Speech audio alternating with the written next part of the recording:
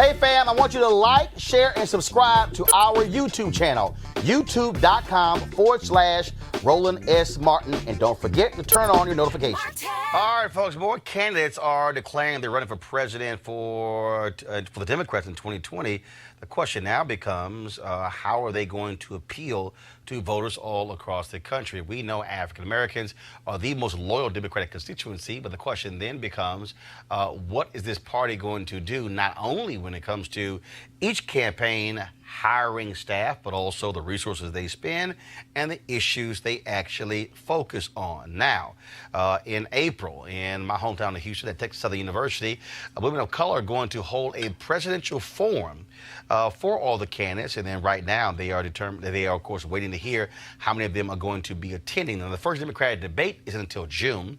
Then the second one is in July, but this forum is going to be critical to see one who shows up and speaks to our issues. And joining us right now is Melanie Campbell. She's President and CEO, National Coalition on Black Civic Participation.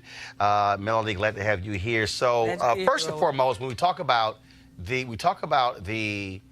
campaign, you have Julian Castro as a black woman who is his campaign chair.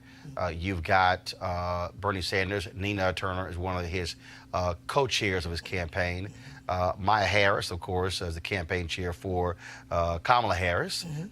And so how do you see the difference between this crop of candidates so far compared to what we saw in 2008 when you had a large Democratic field? Well, I think part of it, what's happened since 2008, is that black women are stepping more boldly and challenging the system, right? And Julianne can remember this in 2007. Dr. Haidt was still with us, right? And we sat down with the campaigns, right, and started challenging the campaigns. We know we have to challenge the candidates, but we sat down in 2007 right there in the CNW's basement and met with those campaigns to ask them what they were doing, how they were dealing with who they were hiring, dealing with the vendors, start asking those hard questions. Then we followed up with getting the candidates to fill out the presidential questionnaire on issues that were important to black women. We did that in 8, and we did it again in 12 and 16, so that you have some information from these candidates. We know there are going to be debates. We all try to engage in those, but we want to have something in writing from those candidates. Some old-fashioned stuff is still okay to do, and that's put in writing. What are you going to do? What is your stance before we even get to the primaries? But it's not even just even when we talk about the individual candidates. When Power Pack did their analysis on the resources being provided by the Democratic constituencies. When you looked at the Democratic National Committee, when you look at the DCCC, DSCC, when you look at Democratic Governors Association, a paltry amount of money spent on African Americans. We have now seen after Doug Jones' race in Alabama, even how close Mike Espy came. When you look at, of course, the midterms as well, what black people are also saying is, where are the dollars? Not the last weekend in October. Where are the early dollars? And not just investing on the ground, but also those black firms. The reality is black people can do campaign commercials, radio and television, and black people can be political consultants. They can be pollsters. And so that's also what I keep hearing as well to Democrats and Emily's List and the environmental groups and all these PACs. Where is the money for black people? Well, I think that's part of the question. So if I've moved a little fast, I'm not saying we're not going to do what we started doing when we started asking those kinds of questions, but we also have to come together around that, those who have, so that we know what's not happening. Some of that you did very well when it comes to even understanding what money is being spent or not being spent on black newspapers, in black, in radio, in urban radio. Where are those dollars? We have to ask those questions early. So for us, we have the summit coming up, as you well know, this week. So we're going to be working to develop what we're going to be asking. We're having a national town hall. Thank you so much for being able to be helping us to cover that, to talk about what we want as black women from this 2020 campaign, and then lay that out. So we want to get our questionnaire out. We want to have those meetings now before we know who the candidate's going to be. And again, the process has already started that goes well beyond which candidate is going to be the nominee. And I'm saying we're going to ask on both sides. I'm nonpartisan, so I'm I'm not saying only one, but the reality is we still, a lot of where we are is where we are. So we have to ask those questions and have some information around that and share that knowledge with each other to know what questions to ask. Melanie, one of the things that we have seen really over the last, again, I go back to after 2016. Where black folks said, okay, we're not going to make the same mistake again by waiting. We're not going to wait to see what the campaigns do. We're not going to wait to see what the party infrastructure does, making these demands early. And so coming out 2016, when the survey was done, where there was a 10-point drop among black women 11 identifying as Democrats, that caught the attention, obviously, of Tom Perez, who was the chair of the Democratic National Committee. And then you begin to hear more people saying, okay, no. We are not going to wait for you to finally wake up. You are going to have to do some things. And so a lot of people really focused in 2017 and then 2018. And now here we're in 2019 because folks want to be in position when people begin to vote in 2020. And I'm saying yes. And so we have not just myself, but many black women who are in leadership roles that are out here working, who help bring that blue wave. Some of them are partisan, as well as nonpartisan. There's no such thing as saying blue and nonpartisan, but we just happened to push that vote and it happened to go the way it went.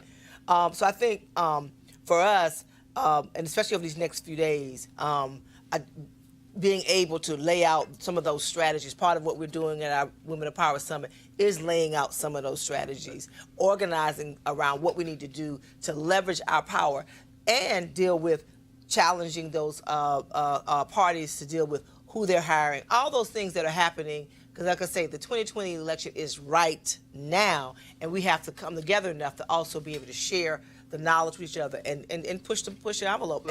And so that's what we're going to do, and we're really laying out those days. We're going on Capitol Hill for a couple of days, obviously, to push on with the 116th Congress, but we're spending the other two or 3 days is really going deep about organizing around not just the issues, but organizing. 2020 is a challenge because we also have the 2020 decennial census happening in the same time as the primary as well. So your summit begins Thursday. It's this Thursday. Kick off with a news conference. We'll be live streaming that, and then stuff on Friday as well on the Capitol Hill.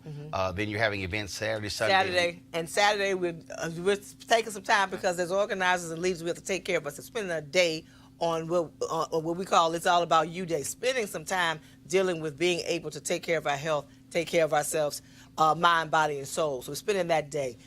We have conversations going on Sunday. Our movement has still always been grounded in faith. We'll be having that interfaith service on Sunday morning, and then spending some time with some sisters who are coming from across the globe. We have a tune in from sisters from Kenya. We're using technology, so we're actually having a conversation with sisters from Kenya, as well as the UN ambassador for the African Union, so they'll have global empowerment conversations going on, because our politics is not just local, but it's also global, and being able to engage on that, and then spending the day with our organizing all day around organizing and having sessions about how to leverage around issues, what we need to be doing around the election, around 2020, and then closing out, one of our speakers will be Dr. Julianne Malveaux, who's going to bring it at the National Town Hall on Monday night. And then closing out, just spending some cultural time. So we have delegations coming from over 20 states who will be here. And we also have a track with girls. We're spending time mentoring girls. They're going on the Hill with us. They're trying to learn the process, and we make that a priority. Is it too late for folks to register? It is not too late. They can register online up until Wednesday, 11:59, and they can come on we'll be at the Renaissance Washington Hotel. But if they Google 2019 Black Women's Roundtable Summit, it'll pop up. Tell them what to do. And we're going to be here from Thursday till Tuesday. Again, folks, let's introduce our panel. Michael Brown, former vice chair at DNC. Julian Mavo, economist, president emerita at Bennett College. Also, Eugene Craig Organizations.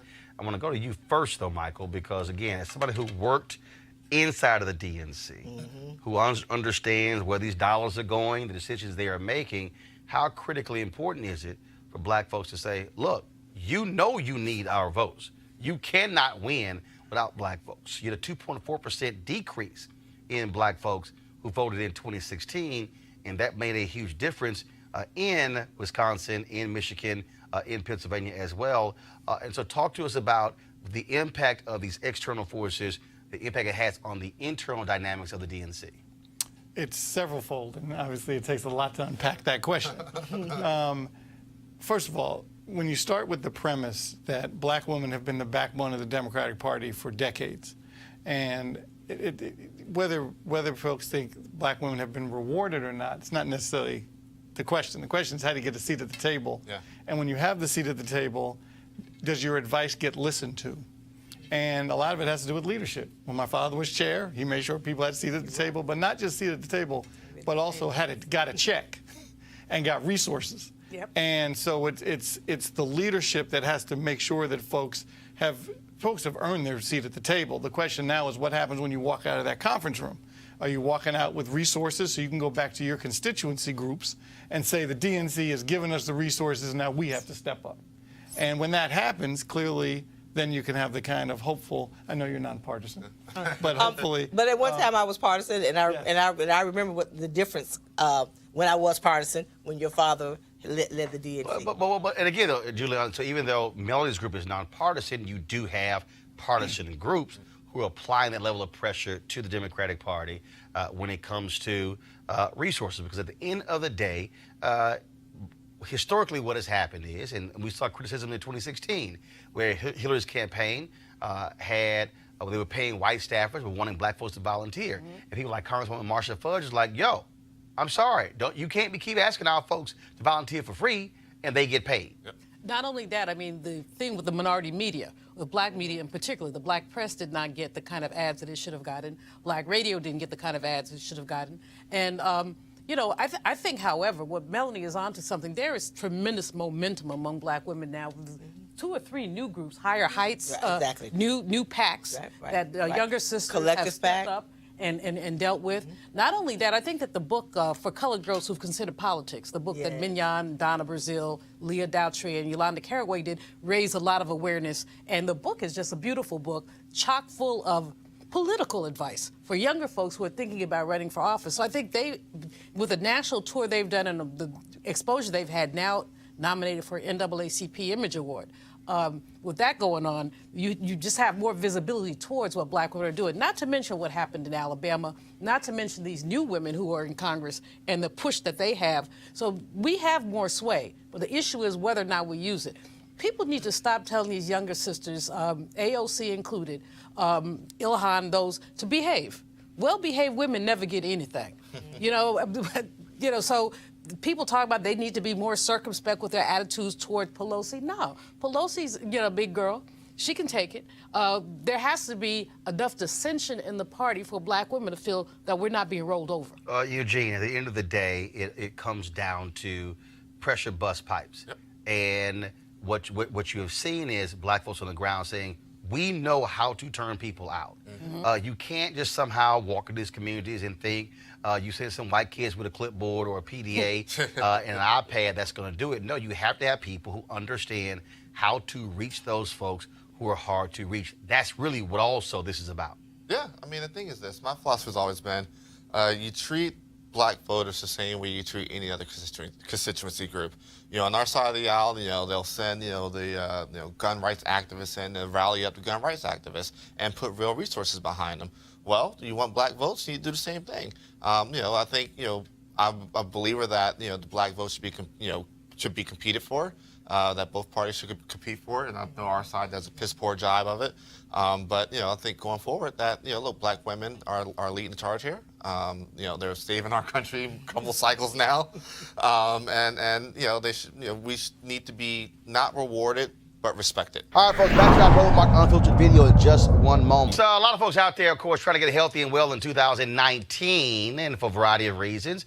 Whether you want to lose weight, whether you want to simply look better, whether you want to get all ready for beach season and have your bikini, one piece or two piece, we, of course, get ourselves together for a variety of reasons. So one of the places you, of course, can check out, folks, at Dherbs. That's right, the full body cleanse. They have 27 different cleanses that you can actually take advantage of. And the whole point of this, of course, is removing excessive eating, excessive food, processed foods, and fried foods out of our body in terms of, again, getting us healthy and well and giving us more energy. And so if you want to try the Dherbs Full Body Cleanse, all you got to do is go to Dherbs.com. That's Dherbs.com. And use the promo code ROLAND for a discount when you go check out. Now, you can also call 1-866-4-DHERBS. 1-866-4-DHERBS. Again, the same promo code is Roland. Check out their full body cleanse. I've done it 3 different times, enjoyed it all 3 times.